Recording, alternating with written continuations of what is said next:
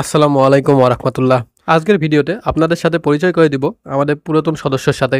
এই সেই কবুতর যার নাম লাক্কা। প্রায় 5 থেকে 5.5 বছর ধরে সে আমাদের সাথে আছে। আর এখন আপনারা প্রথমবারের মতো ওকে আমাদের চ্যানেলে দেখতে পাচ্ছেন। আমাদের কাছে এক সময় 7 থেকে 8 জোড়া লাক্কা কবুতর ছিল। সেখান থেকে এখন পর্যন্ত শুধুমাত্র এটিই বেঁচে আছে।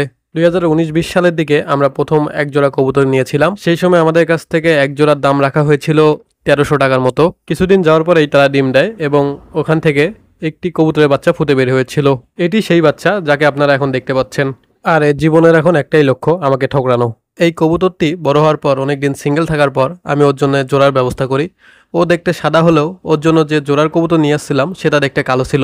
আসলে সেই সময় আমি দেখতে চাচ্ছিলাম সাদা এবং কালো কম্বিনেশনে অন্য কোনো কালারের জোড়া আসে কিনা। পরবর্তীতে 2 থেকে 3 বার বাচ্চা ফুটালেও পরে সেগুলোকে সে মেরে ফেলছে। তারপর কিছুদিন যাওয়ার পর তার জোড়ার মাদি কবুতরটাও মারা যায়। তখন থেকে তার ঠোকরাঠুকরি শুরু, যা এখন পর্যন্ত চলছে। চলুন আপনাদের সাথে আরেকটি বিষয় শেয়ার করি। আমি যখন 19-20 সালের দিক কবুতর কিনি তখন এদের যে খাবার পাওয়া যেত ভালো মানের যেটা, সেটার দাম ছিল 35 টাকা। আর একটু খারাপ টাইপের যেটা, ওটার দাম ছিল 30 টাকা। আর বর্তমান বাজারে এদের যে খাবারের দাম সেটা অনেক বেশি, প্রায় ডবল।